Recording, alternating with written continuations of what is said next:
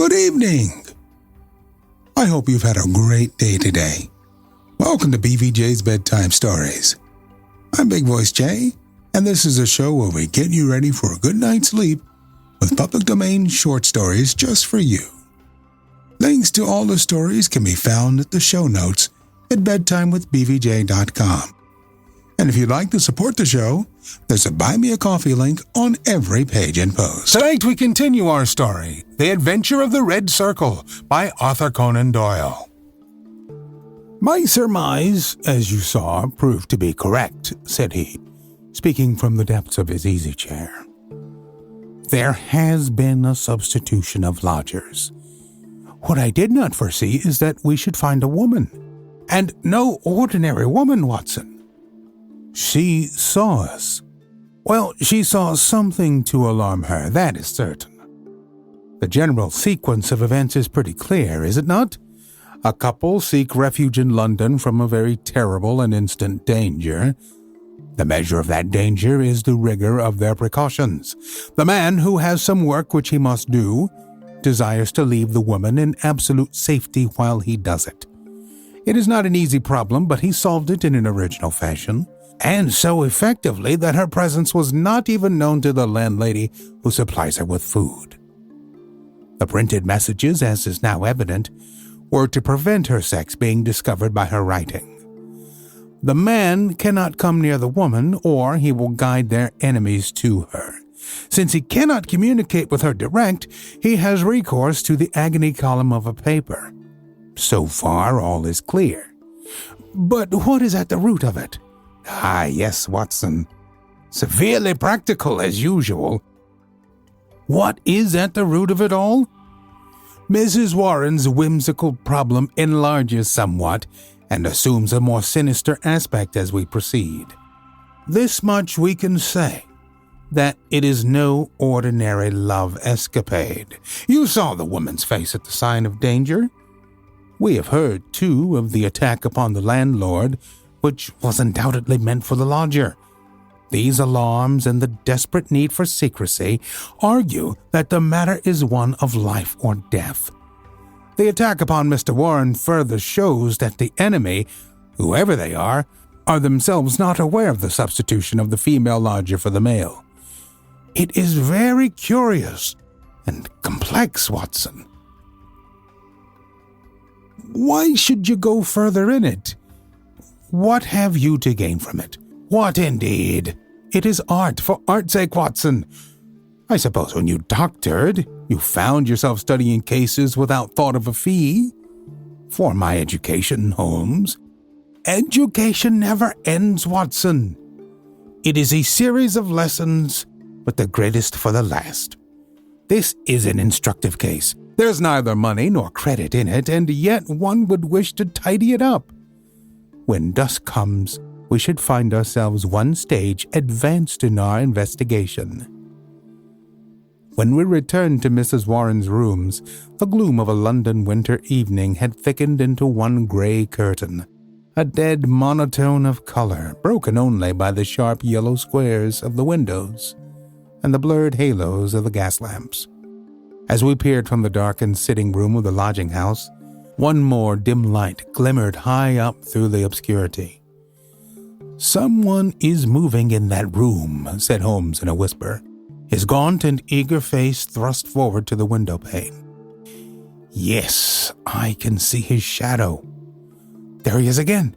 He has a candle in his hand. Now he's peering across. He wants to be sure that she's on the lookout. Now he begins to flash. Take the message also, Watson, that we may check each other. A single flash. That is A, surely. Now then, how many did you make it? 20. Do did N. That should mean T. A-T. That's intelligible enough. Another T. Surely this is the beginning of a second word. Now then, T-E-N-T-A. Dead stop.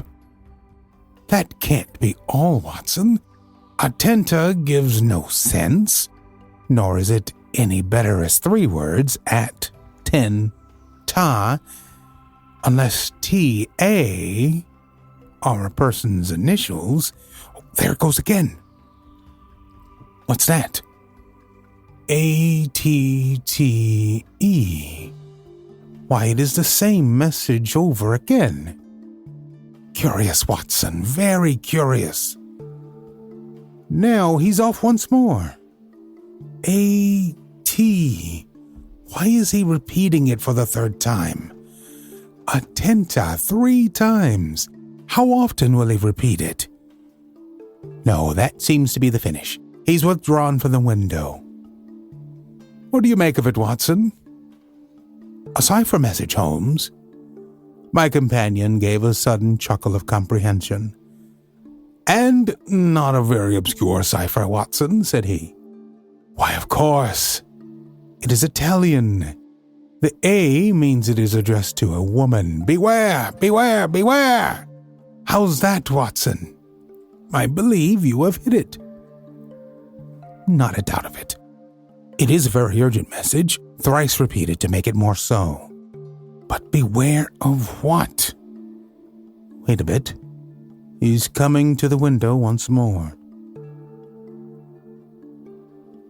Again we saw the dim silhouette of a crouching man and the whisk of a small flame across the window as the signals were renewed. They came more rapidly than before, so rapid that it was hard to follow them. Pericolo.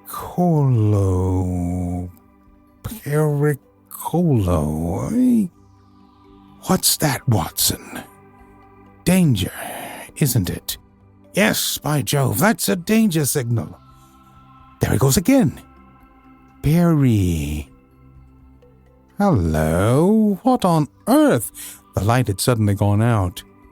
The glimmering square of window had disappeared, and the 3rd floor formed a dark band round the lofty building, with its tiers of shining casements. That last warning cry had been suddenly cut short. How, and by whom? The same thought occurred on the instant to us both. Holmes sprang up from where he crouched by the window. This is serious, Watson, he cried. There's some devilry going forward. Why would such a message stop in such a way? I should put Scotland Yard in touch with this business, and yet it is too pressing for us to leave. Shall I go for the police? We must define the situation a little more clearly. It may bear some more innocent interpretation. Come, Watson, let us go across ourselves and see what we can make of it. Chapter 2, Part 2. As we walked rapidly down Howe Street, I glanced back at the building which we had left. There, dimly outlined at the top window, I could see the shadow of a head. A woman's head, gazing tensely, rigidly, out into the night, waiting with breathless suspense for the renewal of that interrupted message. At the doorway of the Howe Street flats, a man, muffled in a cravat and greatcoat, was leaning against the railing. He started as the hall light fell upon our faces. "Holmes!" he cried. "Why, Gregson," said my companion as he shook hands with the Scotland Yard detective. "Journeys end with lovers' meetings. What brings you here?" "The same reasons that bring you, I expect," said Gregson. "How you got onto it, I can't imagine. Different threads, but leading up to the same tangle. I've been taking the signals." "Signals?" "Yes, from that window. They broke off in the middle. We came over to see the reason, but since it is safe in your hands, I see no object in continuing this business." "Wait a bit," cried Gregson eagerly. "I'll do you this justice, Mr. Holmes, that I was never in a case yet that I didn't feel stronger for having you on my side. There's only the one exit to these flats, so we have him safe." "Who is he?" Well, we score over you for once, Mr. Holmes. You must give us best this time." He struck his stick sharply on the ground, in which a cabman, his whip in his hand, sauntered over from a four-wheeler which stood on the far side of the street. "May I introduce you to Mr. Sherlock Holmes?" he said to the cabman. "This is Mr. Leverton of Pinkerton's American Agency." "The hero of the Long Island cave mystery," said Holmes. "Sir, I am pleased to meet you." The American, a quiet, businesslike young man with a clean-shaven, hatchet face, flushed up at the words of commendation. "I am on the trail of my life now, Mr. Holmes," said he. "If I can get Giorgiano—" "What? Giorgiano? Of the Red Circle? Oh, he has a European fame, has he? Well, we've learned all about him in America. We know he's at the bottom of 50 murders, and yet we have nothing positive we can take him on. I dragged him over from New York, and I've been close to him for a week in London, waiting some excuse to get my hand on his collar. Mr. Gregson and I ran him to ground in that big tenement house, and there's only one door, so he can't slip us. There's 3 folk come out since he went in, but I'll swear he wasn't one of them." "Mr. Holmes talks of signals," said Gregson. "I expect, as usual, he knows a great deal that we don't." In a few clear words, Holmes explained the situation as it appeared to us. The American struck his hands together with vexation. "He's onto us," he cried. "Why do you think so?" "Well, it figures out that way, does it not? Here he is, sending out messages to an accomplice. There are several of his gang in London. Then suddenly, just as by your own account, he was telling them that there was danger, he broke short off. Oh, what does it mean, except that from the window he had suddenly either caught sight of us in the street or in some way came to understand how close the danger was and that he must act right away if he was to avoid it. What do you suggest, Mr. Holmes?" "That we go up at once and see for ourselves." "But we have no warrant for his arrest." "He is in unoccupied premises under suspicious circumstances," said Gregson. "That is good enough for the moment. When we have him by the heels, we can see if New York can't help us to keep him. I'll take the responsibility of arresting him now." Our official detectives may blunder in the matter of intelligence, but never in that of courage. Gregson climbed the stair to arrest this desperate murderer with the same absolutely quiet and businesslike bearing with which he would have ascended the official staircase of Scotland Yard. The Pinkerton man had tried to push past him, but Gregson had firmly elbowed him back. London dangers were the privilege of the London force. The door of the left-hand flat upon the 3rd landing was standing ajar. Gregson pushed it open. Within all was absolute silence and darkness. I struck a match and lit the detective's lantern. As I did so, and as the flicker steadied into a flame, we all gave a gasp of surprise. On the deal boards of the carpetless floor, there was outlined a fresh track of blood. The red steps pointed towards us and led away from an inner room, the door of which was closed. Gregson flung it open and held his light full blaze in front of him, while we all peered eagerly over his shoulders. In the middle of the floor of the empty room was huddled the figure of an enormous man, his clean-shaven, swarthy face grotesquely horrible in its contortion, and his head encircled by a ghastly crimson halo of blood, lying in a broad wet circle upon the white woodwork. His knees were drawn up, his hands thrown out in agony, and from the center of his broad, brown, upturned throat there projected the white haft of a knife driven blade deep into his body. Giant as he was, the man must have gone down like a poleaxed ox before that terrific blow. Beside his right hand, a most formidable horn-handled, 2-edged dagger lay upon the floor, and near it a black kid glove. "By George! It's Black Giorgiano himself!" cried the American detective. "Someone has got ahead of us this time." "Here is the candle in the window, Mr. Holmes," said Gregson. "Why, whatever are you doing?" Holmes had stepped across, had lit the candle, and was passing it backward and forward across the window panes. Then he peered into the darkness, blew the candle out, and threw it on the floor. "I rather think that will be helpful," said he. He came over and stood in deep thought while the 2 professionals were examining the body. "You say that 3 people came out from the flat while you were waiting downstairs," said he at last. "Did you observe them closely?" "Yes, I did." "Was there a fellow, about 30, black-bearded, dark of middle size? Yes, he was the last to pass me. That is your man, I fancy. I can give you his description, and we have a very excellent outline of his footmark. That should be enough for you. Not much, Mr. Holmes, among the millions of London. Perhaps not. That is why I thought it best to summon this lady to your aid. We all turned round at the words. There, framed in the doorway, was a tall and beautiful woman, the mysterious lodger of Bloomsbury. Slowly she advanced, her face pale and drawn with a frightful apprehension, her eyes fixed and staring, her terrified gaze riveted upon the dark figure on the floor. "You have killed him," she muttered. "Oh, Dio mio, you have killed him!" Then I heard a sudden, sharp intake of her breath, and she sprang into the air with a cry of joy. Round and round the room she danced, her hands clapping, her dark eyes gleaming with delighted wonder, and 1,000 pretty Italian exclamations pouring from her lips. It was terrible and amazing to see such a woman so convulsed with joy at such a sight. Suddenly she stopped and gazed at us all with a questioning stare. "But you are police, are you not? You have killed Giuseppe Gorgiano, is it not so?" "We are police, madam." She looked round into the shadows of the room.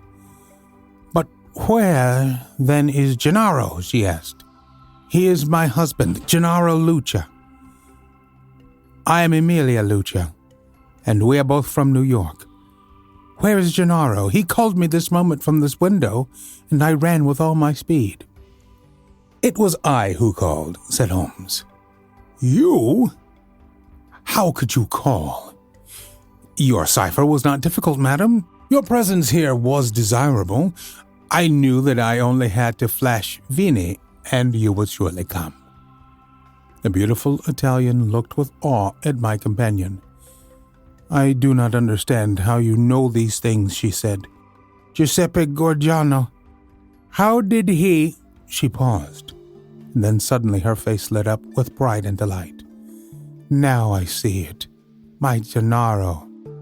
My splendid, beautiful Gennaro, who has guarded me safe from all harm. He did it. With his own strong hand he killed the monster. Oh, Gennaro, how wonderful you are! What woman could ever be worthy of such a man?" "Well, Mrs. Lucia," said the prosaic Gregson, laying his hand upon the lady's sleeve with as little sentiment as if she were a Notting Hill hooligan, "I am not very clear yet who you are or what you are, but you said enough to make it very clear that we shall want you at the Yard."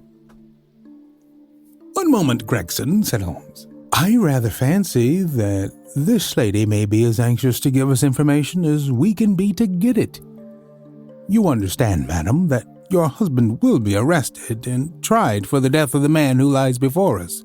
What you say may be used in evidence. But if you think that he has acted from motives which are not criminal, and which he would wish to have known, then you cannot serve him better than by telling us the whole story." "Now that Gorgiano is dead, we fear nothing," said the lady. "It's a devil and a monster, and there can be no judge in the world who would punish my husband for having killed him." "In that case," said Holmes, "my suggestion is that we lock this door, leave things as we found them, go with this lady to her room, and form our opinion after we have heard what it is that she has to say to us." Half an hour later we were seated, all four, in the small sitting room of Signora Lucia, listening to her remarkable narrative of those sinister events, the ending of which we had chanced to witness. She spoke in rapid and fluent, but very unconventional English, which, for the sake of clearness, I will make grammatical. "I was born in Posillipo near Naples," said she, "and was the daughter of Augusto Barelli, who was the chief lawyer and once the deputy of that part. Gennaro was in my father's employment, and I came to love him, as any woman must. He had neither money nor position, nothing but his beauty and strength and energy, so my father forbade the match. We fled together, were married at Bari, and sold my jewels to gain the money which would take us to America. This was 4 years ago, and we have been in New York ever since. Fortune was very good to us at first. Gennaro was able to do a service to an Italian gentleman. He saved him from some ruffians in the palace called the Bowery, and so made a powerful friend. His name was Tito Castellote, and he was the senior partner of the great firm of Castellote and Zamba, who were the chief fruit importers of New York. Signor Zamba is an invalid, and our new friend Castellote has all power within the firm, which employs more than 300 men. He took my husband into his employment, made him head of a department, and showed his goodwill towards him in every way. Signor Castellote was a bachelor, and I believe that he felt as if Gennaro was his son. And both my husband and I loved him as if he were our father. We had taken and furnished a little house in Brooklyn, and our whole future seemed assured when that black cloud appeared which was soon to overspread our sky. One night, when Gennaro returned from his work, he brought a fellow countryman back with him. His name was Gorgiano, and he had come also from Posillipo. He was a huge man, as you can testify, for you have looked upon his corpse. Not only was his body that of a giant, but everything about him was grotesque, gigantic, and terrifying. His voice was like thunder in our little house. There was scarce room for the whirl of his great arms as he talked. His thoughts, his emotions, his passions, all were exaggerated and monstrous. He talked, or rather roared, with such energy that others could but sit and listen, cowed with the mighty stream of words. His eyes blazed at you and held you at his mercy. He was a terrible and wonderful man. I thank God that he is dead. He came again and again, yet I was aware that Gennaro was no more happy than I was in his presence. My poor husband would sit pale and listless, listening to the endless raving upon politics and upon social questions, which made up our visitors' conversation. Gennaro said nothing, but I, who knew him so well, could read in his face some emotion which I had never seen there before. At first I thought that it was dislike, and then, gradually, I understood that it was more than dislike. It was fear. A deep, secret, shrinking fear. That night, the night that I read his terror, I put my arms round him and I implored him by his love for me and by all that he held dear to hold nothing from me and to tell me why this huge man overshadowed him so. He told me, and my own heart grew cold as ice as I listened. My poor Gennaro, in his wild and fiery days, when all the world seemed against him and his mind was driven half mad by the injustices of life, had joined a Neapolitan society, the Red Circle, which was allied by the old Carbonari. The oaths and secrets of this brotherhood were frightful, but once within its rule no escape was possible. When we had fled to America, Gennaro thought that he had cast it all off forever. What was his horror one evening to meet in the streets the very man who had initiated him in Naples, the giant Gorgiano, a man who had earned the name of Death in the south of Italy, for he was red to the elbow in murder. He had come to New York to avoid the Italian police, and he had already planted a branch of this dreadful society in his new home. All this Gennaro told me, and showed me a summons which he had received that very day, a red circle drawn upon the head of it, telling him that a lodge would be held upon a certain date, and that his presence at it was required and ordered. That was bad enough, but worse was to come. I had noticed for some time that when Gorgiano came to us, as he constantly did in the evening, he spoke much to me, and even when his words were to my husband, those terrible, glaring, wild beast eyes of his were always turned upon me. One night, his secret came out. I had awakened what he called love within him, the love of a brute, a savage. Gennaro had not yet returned when he came. He pushed his way in, seized me in his mighty arms, hugged me in his bear's embrace, covered me with kisses, and implored me to come away with him. I was struggling and screaming when Gennaro entered and attacked him. He struck Gennaro senseless and fled from the house, which he was never more to enter. It was a deadly enemy that we made that night. A few days later came the meeting.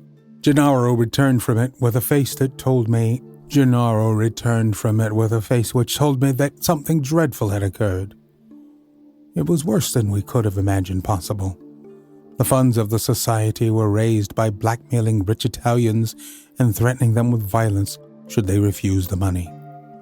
It seems that Castellotto, our dear friend and benefactor, had been approached. He had refused to yield to threats, and he had handed the notices to the police. It was resolved now that such an example should be made of them as would prevent any other victim from rebelling. At the meeting, it was arranged that he and his house should be blown up with dynamite. There was a drawing of lots as to who should carry out the deed. Gennaro saw our enemy's cruel face smiling at him as he dipped his hand in the bag. No doubt it had been prearranged in some fashion, for it was the fatal disc with the red circle upon it, the mandate for murder which lay upon his palm. He was to kill his best friend, or he was to expose himself and me to the vengeance of his comrades. It was part of their fiendish system to punish those whom they feared or hated by injuring not only their own persons, but those whom they loved. And it was the knowledge of this which hung as a terror over my poor Gennaro's head and drove him nearly crazy with apprehension. All that night we sat together, our arms round each other, each strengthening each for the troubles that lay before us. The very next evening had been fixed for the attempt. By midday, my husband and I were on our way to London, but not before he had given our benefactor full warning of this danger, and had also left such information for the police as would safeguard his life for the future. The rest, gentlemen, you know for yourselves. We were sure that our enemies would be behind us like our own shadows. Gorgiano had his private reasons for vengeance, but in any case we knew how ruthless, cunning, and untiring he could be. Both Italy and America are full of stories of his dreadful powers. If ever they were exerted, it would be now. My darling made use of the few clear days which our star had given us in arranging for a refuge from me, in such a fashion that no possible danger could reach me. For his own part, he wished to be free that he might communicate both with the American and with the Italian police. I do not myself know where he lived or how. All that I learned was through the columns of a newspaper. But once as I looked through my window, I saw two Italians watching the house, and I understood that in some way Gorgiano had found our retreat. Finally, Gennaro told me through the paper that he was signaled to me from a certain window. But when the signals came, they were nothing but warnings, which were suddenly interrupted. It is very clear to me now that he knew Gorgiano to be close upon him, and that, thank God, he was ready for him when he came. And now, gentlemen, I would ask you whether we have anything to fear from the law, or whether any judge upon earth would condemn my Gennaro for what he has done. "Well, Mr. Gregson," said the American, looking across at the official, "I don't know what your British point of view may be, but I guess that in New York, this lady's husband will receive a pretty general vote of thanks." "She will have to come with me and see the chief," Gregson answered. "If what she says is corroborated, I do not think she or her husband has much to fear. But what I can't make heads or tails of, Mr. Holmes, is how on earth you got yourself mixed up in the matter. Education, Gregson, education. Still seeking knowledge at the old university. Well, Watson, you have one more specimen of the tragic and grotesque to add to your collection. By the way, it is not 8 o'clock, and a Wagner night at Covent Garden. If we hurry, we might be in time for the second act." We are always on the hunt for great stories like these to feature on the show. Send your suggestions to bigvoicej@gmail.com. We've got a YouTube channel full of stories from the show. Go to tiny.cc/BVJ Bedtime. Don't forget to leave us a review on Apple Podcasts. It helps to spread the word that we're putting people to sleep every single night. And if you'd like to support the show, There's a Buy Me a Coffee link on every page and post. Thank you so much for listening. Good night. Diamond Club hopes you have enjoyed this program.